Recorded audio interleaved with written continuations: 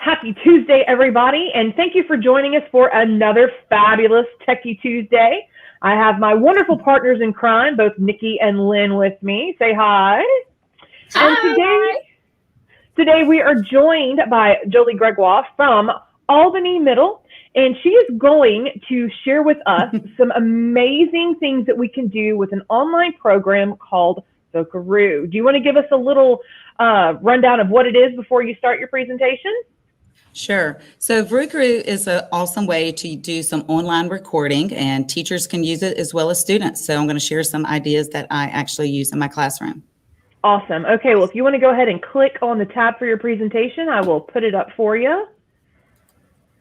Okay, and while we wait for that, what I want y'all to know, remember is that you can find this recording here at the same spot anytime you want it. So if you need to rewatch it, share it with somebody, check it out.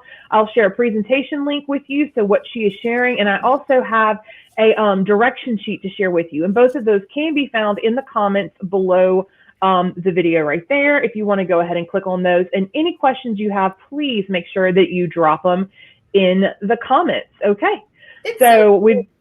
I know, I love the little robot. All right, so we've got you up, and any questions, we will let you know, but otherwise, go ahead and take it away.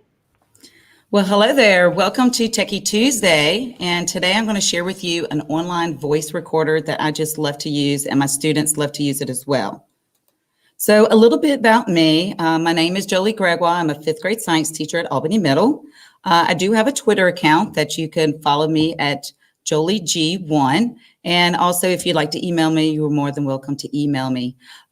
Twitter and Facebook are awesome ways of how to find some good ways to use technology in your classroom. And that's how I found this program. So doing a great PLN,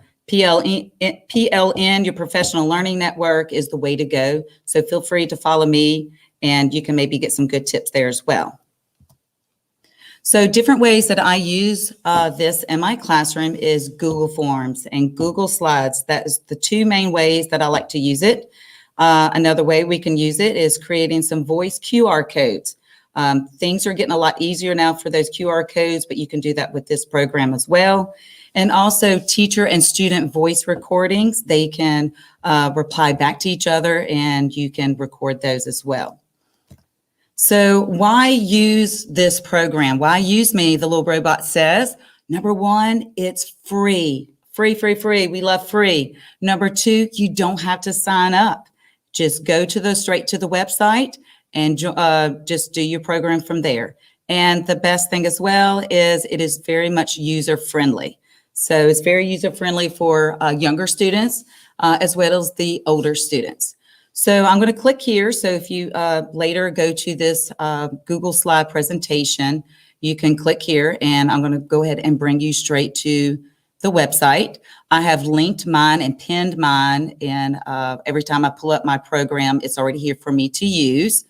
And each time it might have the little robot, or have the little girl or the little boy up here for you. And it's pretty easy. It's going to ask you, though, to make sure you have your Adobe Flash player uploaded to your computer. I'm not sure how much longer that program is going to last, but for now it's working. And it's going to ask to access your microphone. So you'll click on those. Since I've already done that, it's not going to pop up on my end. So say you want to record something, you're going to click on the microphone, and then you start speaking, and it records you here. When you're done recording, and you hit the stop. And let's say you want to hear what you just did. So you would click the play button, and then you start speaking, and it records you here. When you're done recording, and you hit, okay. And let's say you didn't want to, if you didn't like it, you want to redo it, you just hit the red button and do it again. Another thing that I've noticed over here to the side is the little pinwheel. You can remove the background noise and also adjust your volume here if that's something you're interested in doing. So let's say I do like it, and I want to go ahead and share this with my students. So I would click Save and Share. And this is where the beauty comes in. You have so many different ways to use it. You can do things on Facebook, Twitter, some other little programs, but the teacher-friendly things are the QR code. Here's your QR code. You would click here. It's going to pop it up. You can save it down to your computer, and then you can attach it to whatever you'd like to do at that point. You can embed it, and you can also download it. What I normally do, I just go ahead and copy it, and see down here, it copies link to my clipboard, so it goes straight to my clipboard. So that's how I use it on that part. So I'm going to show you some samples of what I've actually done in a moment. But first, I wanted to show you, I do have a PDF that you can click here for the directions. That'll also, let me go back. That will also be attached at the recording here on YouTube as well as Facebook. You can click on it. I did not personally make these. I found this online. As we say, you need to work smarter, not harder. So right here, it's going to have all your directions. So if you're not sure how to do it, you can print this out, and it shows you all your directions here. So that's available there for you to look as well. Okay, let me close these out. Okay. Keeps on popping up. Okay, hold on. There we go. So here's some Google Form samples that I've done in my classroom. So I've attached them so we could see these. One of them I did parts of ecosystems. Google Forms is my new friend. My students know that we're going to do a Google Form at least once a week. So we did this back in the fall. So that's why I have the little fall leaves. So my students know when they pull it up in Google Classroom, I tell them to go to their Google Form. You type in your questions as you normally do. And so they will see the questions here. So this is what they see on the student side. They see the question, and when they see the URL link, they know to click on it. And I'm going to read the question and in this case, the three choices for them. So if they want me to read to them, they'll click here. And it's going to automatically start playing. Number 1, in an ecosystem, rabbits eat plants and owls eat. Okay, so what I tell my kids to do, they know to toggle back and forth. So as they're listening to it, they can watch me as I read it to them. So the only thing with this, it will, every time you pull up a new URL, it's going to pop up a new tab. So I've taught my students to make sure their computers don't run slow. They need to close it out every time after they're through listening to it, read to them.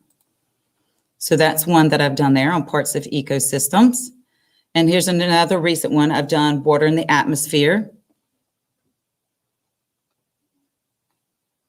So on this one, I'm going to show you how you would do it on your side. So say you wanted to change something, you would go to your pencil down at the bottom to edit it.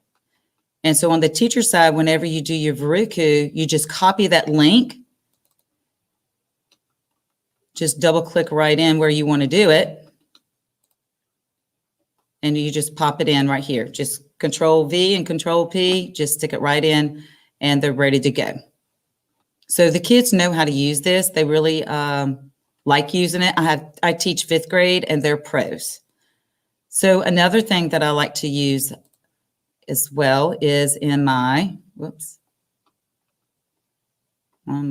my Google Slides. This is something I really like to use, especially back when we were doing virtual. I was worried about my students that were test read aloud, that they didn't have anybody at home with them while they were trying to do this. So this made me feel better that I was there with them and they got to hear my voice. So this is one that I did here on the ecosystem relationships. So I just made a Google slide, a Google slide, gave them some little directions on the first page. And then I scanned in each page as a PDF, threw it in there. And then that way, whenever I read it to them, let's see here. So I would read this one little part to them so they know to click on the URL. It's going to pop it up in the program right here. And they know to click back so they can watch as I read to them. Read and study the science article, food chain diagram. So as I went through, I did each one. I added a different URL for them. So as I read this one, they had another URL and continued on. And then for each question and their choices, they had where they could go back and work at their own pace. So I do this for all my students, so they do have a choice, but I mainly do it for my students that need that extra support if I'm not there.